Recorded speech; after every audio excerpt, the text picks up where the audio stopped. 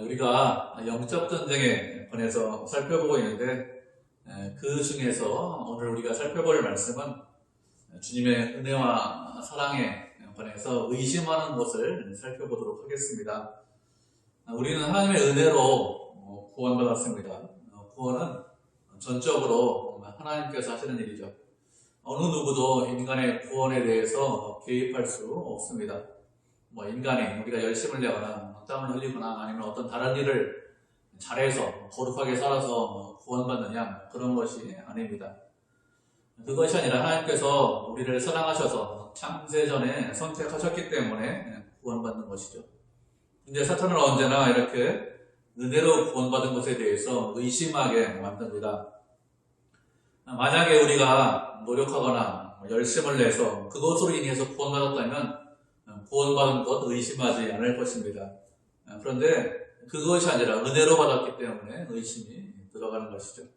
어떤 사람이 구원받는데 높은 산에 올라가서 1000일 동안 기도해야 구원받는다, 이렇게 해서 정말로 높은 산에 올라가서 1000일 동안 기도해서 구원받았다면 그 사람이 자신이 구원받은 것에 대해서 의심하거나 아니면 그것에 대해서 어떤 회의를 느끼거나 아니면 잘못 생각하거나 이렇게 하지는 않을 거예요. 왜 그런가 하면 1000일 동안 열심히 기도한 그 열심과 노력과 행동이 있기 때문에 구원에 대해서 의심할 이유가 전혀 없습니다. 그런데 은혜로 구원받았다는 것은 그런 것이 없는 것이죠. 그런 것이 없음에도 불구하고 어떤 행위가 없음에도 불구하고 구원받았기 때문에 항상 사탄은 이런 구원에 대해서, 하나님의 은혜에 대해서 의심하게 만듭니다.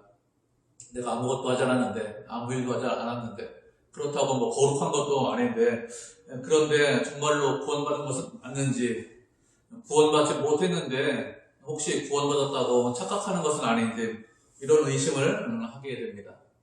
만약에 어떤 사람이 이런 의심을 하게 되면 그러면 어떻게 될까요? 그러면 그 사람은 불안해합니다. 구원받지 못했는데 내가 지금 내 모습을 보니까 구원받은 모습이 아닌 것 같은데 이렇게 되면 천국에 가지 못하는 것은 아닌가, 이런 마음이 들어서 불안해하죠.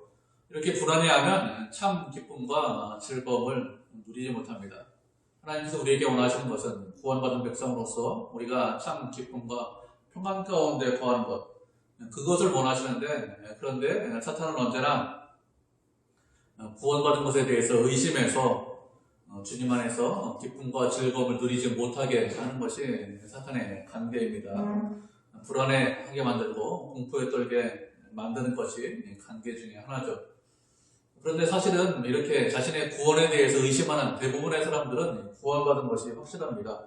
왜 그런가 하면 구원받지 않은 사람, 구원받지 못한 사람은 아예 이런 의심도 하지 않기 때문에 그렇습니다. 우리가 말씀을 한 구절 살펴보도록 하겠습니다. 요한복음 3장 16절부터 18절까지 말씀입니다. 요한복음 3장 16절에서 18절까지 말씀입니다.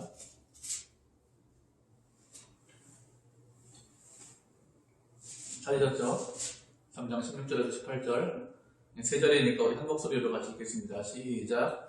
하나님이 세상을 이처럼 사랑하사 독생자를 주셨으니 이는 그를 믿는 자마다 멸망하지 않고 영생을 얻게 하려 하심이라. 하나님이 그 아들을 세상에 보내신 것은 세상을 심판하려 하심이 아니요 그로 말미암아 세상이 구원을 받게 하려 하심이라.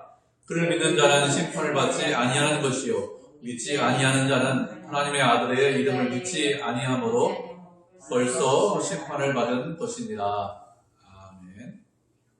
우리가 잘 알고 있는 말씀이죠. 16절 말씀은 복음의 진수입니다. 하나님이 세상을 이처럼 사랑하셨다, 이렇게 우리에게 말씀하고 있습니다. 이처럼 사랑하신 것이 무엇인가 하면 당신의 아들, 당신의 독생자를 이 땅에 보내주신 것이 우리를 이처럼 사랑하신 것입니다. 그렇게 독생자를 이 땅에 보내주신 이유가 무엇이냐? 그것은 우리가 멸망하지 않고 영생을 얻게 하기 위해서 독생자를 보내주셨습니다. 그런데 어떻게 하면 멸망하지 않고 영생을 얻을 수 있다고 했습니까? 우리가 독생자를 믿기만 하면 그러면 멸망하지 않고 영생을 얻는다, 이렇게 우리에게 말씀해 주셨습니다. 예수님을 나의 구주로, 나의 하나님으로 믿고 인정하면 그러면 구원받습니다. 하나님께서 당신의 독생자, 당신의 아들을 이 땅에 보내주신 이유가 무엇이냐? 심판과 멸망을 위해서 보내주신 것이 아니죠. 만약에 심판을 위해서 멸망을 계획하셨다면 아들을 보내실 이유가 없습니다. 그냥 심판하시면 되는 것이죠.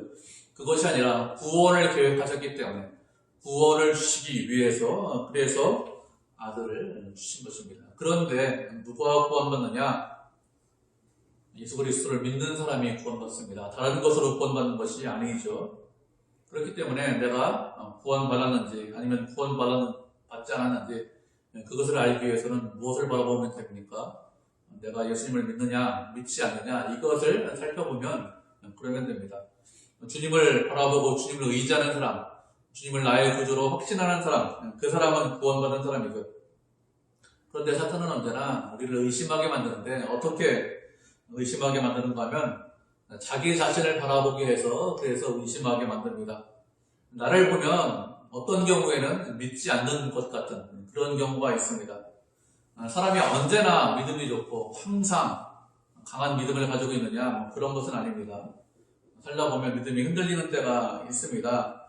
그런 경우에는 자기 자신을 살펴보면 내가 하나님을 믿지 않는 것은 아닌가 이런 생각이 들 때가 있죠. 이렇게 자신을 바라보면 믿음이 없는 것 같고 또 자신을 바라보면 하나님의 자녀가 아닌 것 같은 세상 사람들하고 별반 다르지 않다 이런 생각이 들 때가 있습니다.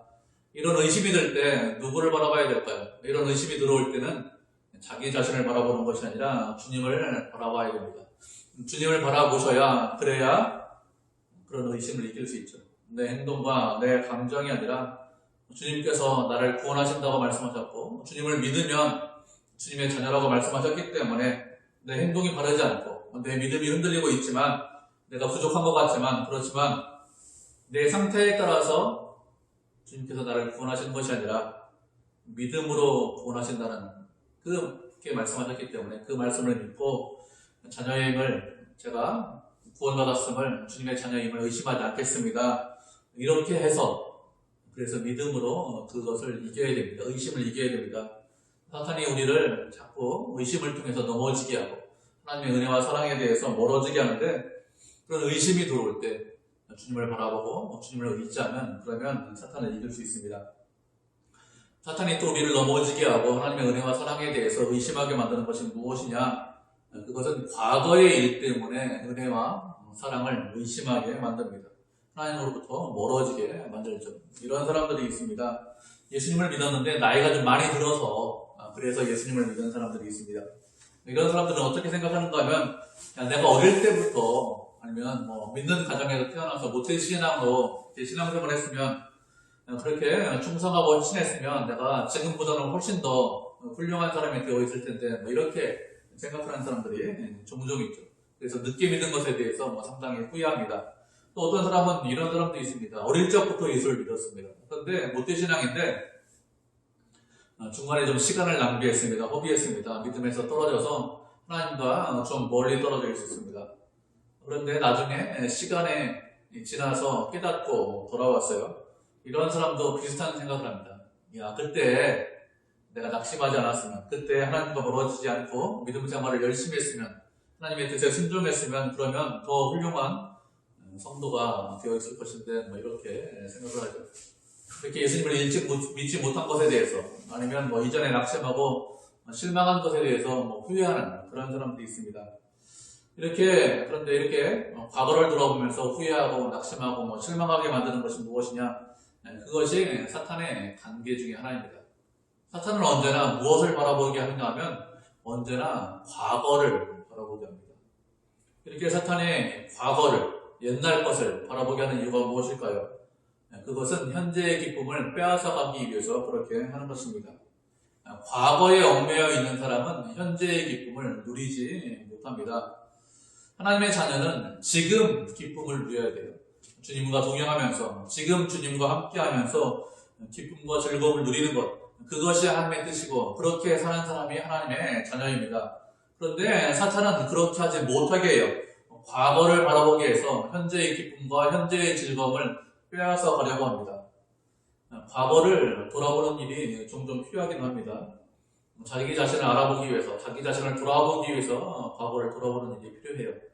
내가 과거에 이런 일을 했는데, 이런 잘못을 했는데 똑같은 실수나 똑같은 잘못을 하지 않기 위해서, 똑같은 죄에 빠지지 않기 위해서 과거를 돌아보는 일이 필요하지만 그것이 아니라 과거를 돌아보고 후회하고 한탄하기 위해서, 그래서 과거를 돌아본다면 그렇게 과거를 돌아보는 일은 필요하지 않습니다.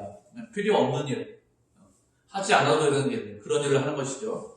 과거는 이미 지나간 시간입니다. 우리가 아무리 열심을 내고 노력을 해도 그래도 어떻게 할 수 없는 그런 시간이 과거죠. 바꿀 수 없습니다. 어느 누구도 과거를 바꿀 수 있는 그런 사람은 아무도 없습니다. 그렇기 때문에 과거를 돌아보고 후회하는 것, 과거를 돌아보고 낙심하는 것, 그것은 사탄의 단계에 넘어가는 것이죠. 근데 많은 사람들이 과거를 돌아보고 후회만 하고 낙심만 합니다. 한탄만 합니다.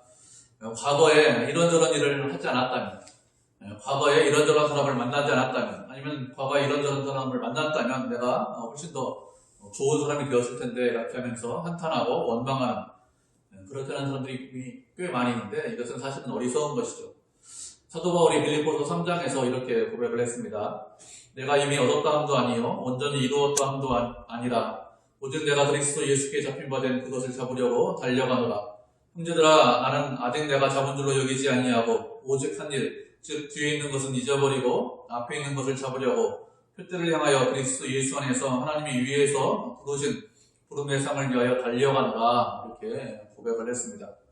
사도 바울이 예수 그리스도를 만나고 이방인의 사도로 부름을 받은 이후에 이방 지역에 가서 전도도 하고, 그리고 이방 지역에 가서 교회를 세웠습니다.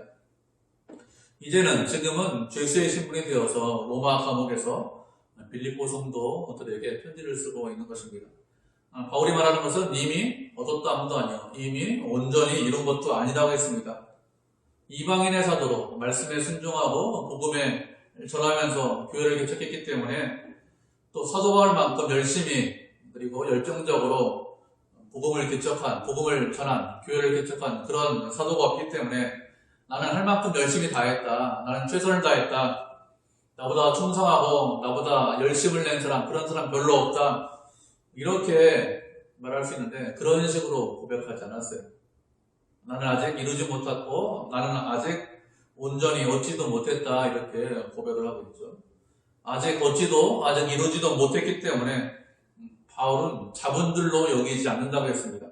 자신이 한 일, 뒤에 있는 일, 과거에 있는 일은 잊어버리겠다고 했습니다. 바울은 복음을 전하면서 이런저런 일을 했죠. 예수님을 만나기 전에는 예수 믿는 사람들을 핍박하는 그런 사람이었습니다. 그렇지만 예수님을 만난 이후에는 누구보다도 열심히 복음을 전했습니다. 그렇다고 바울이 후회되는 일, 잘못한 일이 하나도 없느냐, 인생 가운데? 그렇지 않죠. 사도행전 말씀해 보면 그가 잘못하고 그가 실수한 것, 그런 일들이 있습니다. 그렇지만 자신이 잘한 것도 있고 자신이 잘못한 것도 있지만 이런 모든 것을, 과거의 일을 지금은 다 잊어버리겠다, 이렇게 고백을 하고 있습니다. 왜 이렇게 과거의 것을 잊어버립니까? 왜 그런가 하면 앞에 있는 것을 잡기 위해서 그렇게 하는 것입니다. 뒤에 있는 것이 중요한 것이 아니라 앞에 있는 것이 중요하기 때문에, 아직 다 이룬 것이 아니라 아직 다 이루지 못했기 때문에, 더 이룰 것이 있기 때문에 그것을 이루기 위해서, 앞에 있는 것을 잡기 위해서 표대를 향해서 달려간다, 이렇게 고백을 하는 것이죠. 이렇게 뒤에 있는 것, 과거의 것은 잊어버리고 앞에 있는 것을 앞에 있는 것을 잡기 위해서 달려가는 것, 그것이 믿음으로 사는 것입니다. 과거의 것은 잊어버리고, 그것은 어떻게 하지 못하니까 그것은 잊어버리고 앞에 있는 것을 잡기 위해서 계속해서 하루하루 앞으로 달려가고 전진하는 것, 그것이 하나님께서 원하시는 삶이죠. 과거에 일어났던 어떤 사건, 어떤 일은 어느 누구도 바꾸지 못합니다. 그것이 잘한 일이든지 아니면 그것이 못한 일이든지 그 어떤 일이든지 과거의 일은 바꿀 수가 없습니다. 그렇지만 우리가 지금 열심을 내면, 지금 충성하고 헌신하면, 그러면 미래에는 주를 위해서 더 많은 일을 할 수 있습니다. 지금 열심을 내면 주를 위해서 헌신하고 더 많이 충성할 수 있습니다. 사탄은 언제나 우리를 유혹해요. 과거를 보면서 돌아보게 하면서 유혹합니다. 너는 더 이상 기회가 없다. 너는 더 이상 헌신하지 못하고 더 이상 충성하지 못한다. 하나님께서 너에게 더 이상 기회를 주지 않는다. 이렇게 하면서 유혹하게 만들고 낙심하게 만듭니다. 주님의 사랑을 의심하게 만듭니다. 그렇지 않습니다. 사탄은 거짓말쟁이에요. 거짓말로 우리를 늘 속입니다. 아담을 속였듯이 우리를 거짓말로 속이려고 합니다. 그렇기 때문에 우리는 그런 속임수에 넘어가지 않아야 됩니다. 우리가 말씀을 한 구절 살펴보도록 하겠습니다.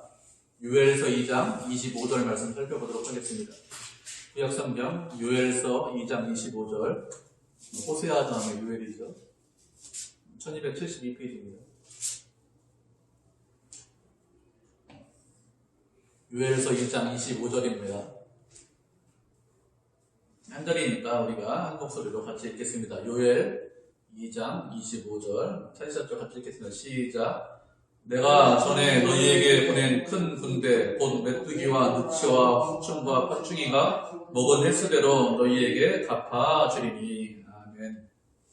이 요엘 말씀은 어떤 말씀이냐? 이스라엘 백성들이 메뚜기 떼로 인해서 여러 해 동안 피해를 입은 이후에 하나님께서 어떻게 하실지 그것에 대해서 말씀을 하고 있습니다.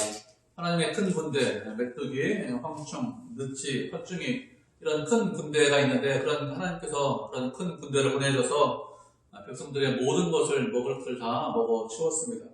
하나님께서 허락하셔서 이렇게 큰 피해가 있는데 그 큰 피해에 대해서 갚아주시겠다 이렇게 말씀하셨습니다. 어떻게 하면 갚아주십니까? 하나님의 은혜 가운데 거하면, 하나님을 기뻐하고 하나님의 즐거움 가운데 거하면, 하나님을 힘으로 삼고 있으면 그 사람들에게, 그 백성들에게 갚아주신다는 거예요. 그 피해가 큽니다. 그 피해가 수년 동안 입었습니다. 그래도 갚아주십니다. 우리가 과거에 젊었을 때 잘못한 것이 있습니다. 시간 낭비한 거 있습니다. 부족한 거 있습니다. 허비한 거 있습니다. 이런 모든 것을 다 갚아주십니다. 여러 해 동안, 한 것만 그런 것이 아니라 여러 해 동안 그렇게 있어도, 여러 해 동안 시간을 낭비하고 모든 것을 허비했어도 그래도 하나님께서 갚아주십니다. 하나님께서 갚아주시면 아무런 문제가 없어요. 인간적으로 보면 낭병과 같습니다. 인간적으로 보면 그것을 갚는데 수년이 걸릴 것 같고 또 많은 사람들이 그런 일을 해야 될 것 같습니다. 그렇지만 하나님께서 갚아주시면 하루 저녁이면 그런 모든 것을 다 갚아줄 수 있습니다. 하나님은 얼마든지 그렇게 해줄 수 있죠. 그렇기 때문에 과거에 얽매여서 그때 내가 왜 그런 일을 했나, 내가 왜 그런 행동을 했나 이렇게 하면서 낙심하고 절망하는 것, 그것은 하나님 보시기에 합당한 것이 아닙니다. 말씀드린 대로 과거는 바꾸지 못해요. 그렇지만 우리가 미래는 바꿀 수 있습니다. 앞으로 얼마든지 주를 위해서 충성하고 얼마든지 헌신할 수 있습니다. 그렇기 때문에 과거에 얽매여 있는 것이 아니라 바울처럼 표대를 향해서 앞을 바라보면서 뒤에 것은 잊어버리고 하루하루 앞으로 나아가야 됩니다. 그렇게 할 때 우리가 알지 못하고 우리가 생각하지 못한 것들을, 그런 은혜와 사랑을 하나님께서 우리에게 주시고 또 하나님께서 우리의 모든 것들을 다 갚아주십니다. 과거에 잘못한 것들, 과거에 헛되게 보낸 모든 것들을 다 갚아주십니다. 그래서 우리는 과거가 아니라 늘 지금 주님을 기뻐하면서 주님과 함께하면서 즐거움을 누리고 주님의 은혜와 사랑하는 가운데 거해야 되겠죠. 그렇게 하면 하나님께서 갚아주시고 또 선하게 인도해 주십니다. 하나님은 언제나 우리를 사랑하십니다. 사탄은 우리를 속이지만 사랑하지 않는다고 그 속임수에 넘어가지 않아야 되겠죠. 그것이 지혜로운 것입니다. 하나님의 사랑에 대해서 의심하는 경우가 또 있습니다. 어떤 경우가 있냐면 고난과 어려움이 오면 그러면 사랑에 대해서 의심하는 경우가 있습니다. 사탄이 우리에게 무엇이라고 속삭이는가 하면 너에게 고난이 있지, 너에게 어려움이 있지, 그것은 내가 하나님의 자녀가 아니기 때문에, 내가 구원받지 못했기 때문에 그런 불안과 어려움이 있는 거야, 이렇게 하면서 유혹하죠. 야, 부모가 자녀를 고생시키는 그런 부모가 어디 있냐. 부모가 원하는 것은 자녀가 행복하길 원하고, 부모가 원하는 것은 자녀가 고생하지 않는 것, 어려움 당하지 않는 것, 그런 것도 원하지 고생시키는 부모가 없다고 하면서, 내가 만약 하나님의 자녀라면, 그러면 너에게 이런 불안과 어려움이 없을 것이다. 이런 불안과 어려움이 있는 것, 또 이런 불안과 어려움, 세상 사람들이 당하지 않는 그런 불안과 어려움인데, 그런 불안과 어려움이 있는 것은 하나님의 자녀가 아니기 때문에 불안과 어려움이 있는 거야, 이렇게 하면서 하나님의 사랑과 은혜에 대해서 의심하게 만듭니다.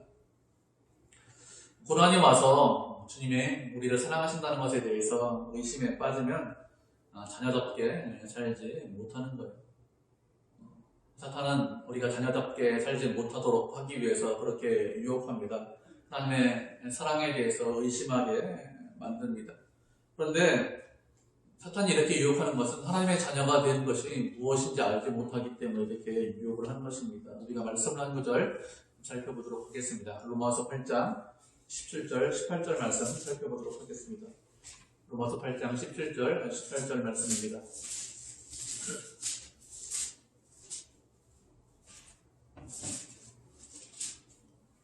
찾으셨죠? 로마서 8장 17절, 18절입니다. 두 절이니까 우리 한 목소리로 같이 읽겠습니다. 시작. 자녀이면 또한 상속자, 곧 하나님의 상속자요 그리스도와 함께한 상속자니 우리가 그와 함께 영광을 받기 위하여 고난도 함께 받아야 할 것이니라. 생각하건대 현재의 고난은 장차 우리에게 나타날 영광과 비교할 수 없도다. 아멘. 17절을 보면 자녀이면 또한 상속자라고 했습니다. 자녀라는 것은 하나님의 자녀이다 이런 뜻입니다. 자녀를 다른 말로 부르면 상속자다 이런 뜻입니다. 하나님의 자녀, 하나님의 아들은 한 분밖에 없어요. 독생자 한 분밖에 없습니다. 예수님만 하나님의 아들이십니다. 자녀이십니다. 그런데 하나님께서 우리를 아들로, 자녀로 만들어 주셨습니다. 자녀가 되었다는 것은 다른 말로 하면 양자가 되었다 이런 뜻입니다. 그렇게 양자가 되었는데, 자녀가 되었는데 이것이 무슨 뜻이냐? 이것은 아들과 독생자와 동등한 권리가 있다 이런 뜻입니다. 그래서 상속자다 이렇게 말을 하는 것이죠. 아들은 아버지의 모든 것을 상속받습니다. 예수님께서 아버지 하나님의 아들이시기 때문에 하나님의 모든 것을 다 상속받아요. 하나님께서 갖고 계신 온갖 좋은 것, 온갖 아름다운 것, 온갖 모든 것을 다 상속받으십니다. 그런데 우리도 자녀가 되었기 때문에, 우리도 아들이 되었기 때문에 동일하게 상속받습니다. 그래서 그리스도와 함께한 상속자라고 말씀을 하고 있습니다. 예수님께서 좋은 것을 아버지로부터 받을 때, 그때 우리도 주님과 함께 상속을 받습니다. 그렇게 상속받으면 우리가 어떻게 되겠습니까? 큰 영광 가운데 거하는 것이죠. 그런데 하나님께서 무엇이라고 말씀하셨습니까? 영광을 받는데 무엇도 함께 받는다고 말씀하셨어요? 고난도 함께 받는다 이렇게 말씀하셨습니다. 하나님의 자녀가 되면 고난이 없다, 어려움이 없다 이렇게 생각할 수 있는데 그렇잖아요. 자녀가 되면 반드시 고난이 있습니다. 반드시 고난이 있어요. 제 말이 아니라 누가 말씀하셨는가 하면 하나님께서 이렇게 말씀을 하셨습니다. 자녀이기 때문에 고난이 있는 것입니다. 그래서 자녀이면 고난이 없다 이렇게 말하는 것은 잘못된 생각이죠. 사탄은 그렇게 유혹합니다. 자녀이기 때문에 내가 고난이 있으면 안 된다 이렇게 유혹하지만, 그래서 의심하게 만들지만 그것은 잘못된 거예요. 자녀이기 때문에 영광도 받고 자녀이기 때문에 우리가 고난도 함께 받는 것입니다. 하나님의 자녀가 아니면 오히려 고난이 없어요. 세상 사람들은 고난이 없습니다. 그들은 요한복음에 있는 말씀처럼 하나님을 믿지 않는 것 그 자체가 이미 심판을 받는 것이죠. 어둠 가운데 있는 것, 죄 가운데 있는 것, 그것이 이미 심판을 받은 것입니다. 심판을 받았기 때문에 죄 가운데 있으면서, 어둠 가운데 있으면서 자신들이 죄 가운데 있는지, 어둠 가운데 있는지 그것조차도 알지 못합니다. 그러나 우리는 그렇지 않습니다. 우리는 상속자이기 때문에 영광을 받을 것이기 때문에 영광만 받는 것이 아니라 합당한 상속자가 되게 하시려고, 자녀답게 만들게 하시려고 우리도 고난도 함께 받아라 이렇게 우리에게 말씀하셨습니다. 하나님께서 우리에게 원하시는 것은 우리가 당신의 자녀답게 되기를 원하십니다. 세상 사람들은 이렇게 교육해요. 자녀들에게 고난과 어려움을 주면 안 된다 이렇게 생각합니다. 자녀를 행복하게 만들어줘야 된다. 자녀는 고난이 있으면 안 된다. 어려움이 있으면 안 된다 이렇게 생각합니다. 그런데 자녀들에게 아무런 고난과 아무런 어려움이 없으면 그러면 어떻게 될까요? 그러면 스스로 할 수 있는 것이 아무것도 없어집니다. 자녀들이 가만히 있어도 부모님들이 다 모든 것을 해주면 그러면 자녀들은 아무 일도 하지 않으려고 합니다. 그렇게 하다가 부모가 어떤 일을 못 해주거나 아니면 부모님이 갑자기 없어지면 그러면 어떻게 합니까? 그러면 그때 가서는 자신들이 합니다. 못하는 것이 아니라 부모가 다 해주기 때문에 안 하려고 하는 것이죠. 부모가 다 해주기 때문에 그런 부모가 다 해주는 아이들은 그러니까 그 부모에게 의존하려고 하죠. 부모가 다 하는데 내가 굳이 할 필요가 있느냐 이렇게 생각합니다. 그런데 하나님은 그렇게 하지 않으십니다. 하나님께서 다 해주시는 것이 아니라 우리에게 여러 가지 일들을 맡기십니다. 왜 이렇게 여러 가지 일들을 우리에게 맡기실까요? 다 해주시는 것이 아니라 그것은 우리가 잘하고 성장하기를 원해서 그렇습니다. 아이처럼 전만 먹기를 원하는 것이 아니라 시간이 지나서 단단한 음식을 먹고 장성한 사람이 되기를 원하시기 때문에 그렇게 하시는 거예요. 만약에 하나님께서 우리가 기도한 대로 다 들어주시면, 기도한 대로 다 응답해 주시면 그럼 어떻게 될까요? 누가 열심을 낼까요? 누가 최선을 다하고 누가 충성하고 누가 헌신하겠습니까? 기도하면 다 도깨비 망문이처럼 응답하는데 누가 충성하고 헌신할까요? 아무도 그렇게 하지 않습니다. 그래서 우리에게 고난과 어려움을 허락하시는 것입니다. 고난과 어려움을 통해서 우리가 잘하고 성장하기를 원하기 때문에 그렇게 하시는 것이죠. 고난과 어려움을 허락하시는데 우리에게 고난과 어려움을 허락하시는 가장 대표적인 방법이 무엇이냐? 그것은 하나님께서 잠깐 우리에게 얼굴을 외면하시는 것입니다. 우리를 잠시 동안 모른 채 하시는 것이죠.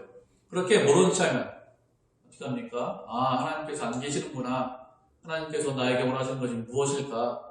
하나님께서 나를 사랑하시는데 왜 나를 외면하실까? 이렇게 하면서 내가 열심을 내고 내가 잘하고 성장하려고 합니다. 내가 무슨 일을 해야겠다 이런 마음을 먹죠. 부모가 없는 아이처럼 그렇게 생각합니다. 그렇게 우리가 잘하고 성장하는 방법으로 잠깐 하나님께서 외면하시고 또 잠깐 우리에게 고난을 주십니다. 또 하나님께서 우리에게 고난을 주신 두 번째 이유가 무엇인가 하면 그렇게 하는 것을 통해서 하나님을 더 많이 알게 하시기 위해서 그렇게 하시는 것입니다. 어떤 사람이 하나님을 더 많이 알고 하나님께 더 많은 영광을 누릴 수 있을까요? 그것은 고난과 어려움을 통과한 사람이 그렇습니다. 가장 대표적인 사람이 누구냐? 그 사람이 욥이죠. 욥은 많은 고난과 어려움을 당했습니다. 욥과 같이 어려움을 당한 사람, 고난을 당한 사람은 없습니다. 그런데 욥은 고난 당하기 전에도 하나님이 어떤 분인지 알았어요. 하나님을 예배하고 하나님을 찬송했습니다. 그렇지만 고난 당한 이후에 욥기 42장에 보면 그가 이렇게 고백을 하고 있습니다. 내가 죽게 되하여 귀로 듣기만 하였사오나 이제는 눈으로 주를 배웠나이다. 이렇게 고백을 하고 있죠. 고난 전에도 분명히 하나님이 어떤 분인지 알았습니다. 그렇지만 귀로 듣는 것 같았다고 했습니다. 그렇지만 고난 이후에 대해서 눈으로 보는 것 같이 하나님을 알았다고 했죠. 귀로 듣는 것보다는 눈으로 보는 것이 훨씬 더 주님을 더 많이 알고 있고 더 잘 알 수 있습니다. 그래서 하나님께서 우리에게 고난과 어려움을 허락을 하시는 것입니다. 잠깐 얼굴을 들이시고 잠깐 고난을 허락하셔서 주님을 더 많이 알고 주님을 더 많이 사랑하고 또 주님께 더 많이 충성하고 주님께 더 많은 영광을 돌릴 수 있도록 하기 위해서 그래서 고난을 허락하시는 것입니다. 또 다음으로 우리 마음 가운데 하나님의 사랑과 은혜에 대해서 의심이 들 때가 언제인가 하면 우리가 죄 가운데 빠지면 죄악을 행하면 그러면 의심이 듭니다.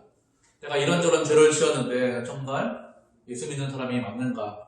내가 이런저런 죄를 지었는데 정말 하나님께서 이런 죄를 지은 나를 사랑하실까? 내가 하나님의 자녀인가? 이런 의심이 들 때가 있습니다. 그래서 죄를 지면 하나님을 멀리하고 또 하나님 앞으로 나오는 것을 두려워합니다. 주저합니다. 이렇게 하는 것도 사탄의 단계죠. 그리스도인, 예수 믿는 사람들은 죄를 안 짓는 사람이 아닙니다. 죄를 짓는 사람인데 어떤 사람이죠? 예수 믿는 사람들은 죄를 용서받은 사람이에요. 죄를 안 짓는 사람이 아니라 우리는 죄를 용서받은 사람입니다. 아무리 큰 죄를 지었어도 하나님께서 우리의 죄를 다 용서해 주십니다. 우리가 의롭게 된 것은 우리의 행위 때문에, 우리의 열심 때문에, 우리가 죄를 짓지 않았기 때문에 의롭게 된 것이 아니죠. 그 사람이 세상에서 아무리 의로워도, 그 사람이 세상에서 많은 칭송을 받아도 죄를 안 지은 사람이 있습니까? 그런 사람이 없습니다. 모든 사람이 죄를 지었어요. 그래서 하나님의 영광에 이르지 못합니다. 어느 누구도 하나님의 영광에 이를 수 있는 죄를 안 지은 그런 사람이 있느냐? 그런 사람은 아무도 없습니다. 만약에 그런 사람이 있다면 어떻게 해야 될까요? 그 사람만 구원하시면 됩니다. 예수님을 이 땅에 보내는 것이 아니라 모든 사람을 다 멸망시키고 그 사람만 구원하시면 됩니다. 그런데 그런 사람이 없어요. 그래서 어떻게 하셨습니까? 하나님께서 당신의 아들을 이 땅에 보내주신 것입니다. 아들을 믿으면 구원받는다 이렇게 말씀하셨죠. 행위로 구원받는다 이렇게 말씀하신 것이 아니라 믿음으로 구원받는다 이렇게 말씀하셨습니다. 그런데 사탄은 우리에게 유혹합니다. 내가 이런 죄를 지었기 때문에 너는 하나님의 자녀가 아니야. 너는 하나님께서 사랑하지 않아. 이렇게 말합니다. 그렇지 않습니다. 죄를 지었지만 우리가 주님 앞으로 나오면 그 사람은 분명히 용서하십니다. 그리고 우리를 사랑하십니다. 자녀에서 떨어지는 법이 없고 끝까지 우리를 위하십니다. 우리가 훌륭하고 우리가 뛰어나서 그런 것이 아니라 말씀드리지만 하나님께서 우리를 붙잡고 계시기 때문에 그렇죠. 예수님께서 우리의 죄를 대신 짊어지셨기 때문에 그런 것입니다. 죄 때문에 주님 앞에 나오지 못하겠습니다. 하나님과 그 관계가 멀어졌다면 우리가 기억해야 돼요. 우리의 행위가 아니라 믿음으로 의롭다함을 받았다는 것을 꼭 기억하고 있어야 됩니다. 믿음만 있으면 의롭게 됩니다. 믿음만 있으면 구원받습니다. 다른 곳으로 구원받는 것이 아니라 믿음으로 의롭게 되고 믿음으로 구원받는다는 것을 꼭 기억하고 있어야 됩니다. 이제 말씀을 읽겠습니다. 오늘 살펴본 말씀은 우리 마음 가운데 의심이 들어올 때 어떻게 되는지 이런 것에 대해서 살펴보았습니다. 사탄은 언제나 하나님의 사랑과 은혜에 대해서 의심하게 만듭니다. 그래서 하나님과 멀어지게 하고 주님 안에서 누릴 수 있는 기쁨과 즐거움을 누리지 못하게 합니다. 우리는 이런 모든 것들이 사탄의 관계라는 것을 알고 의심이 들어올 때 하나님께서 우리를 사랑하시고 또 그 사랑은 영원하고 그 사랑은 끊어지지도 않고 또 그 사랑 가운데 우리가 있고 주님께서 끝까지 우리를 외면하지 않고 끝까지 우리를 사랑하신다는 것을 알고 믿음으로 사탄의 관계를 이기고 하나님께 영광을 드리는 믿음의 성도, 은혜의 성도가 되시기를 주님의 이름으로 축복을 드립니다.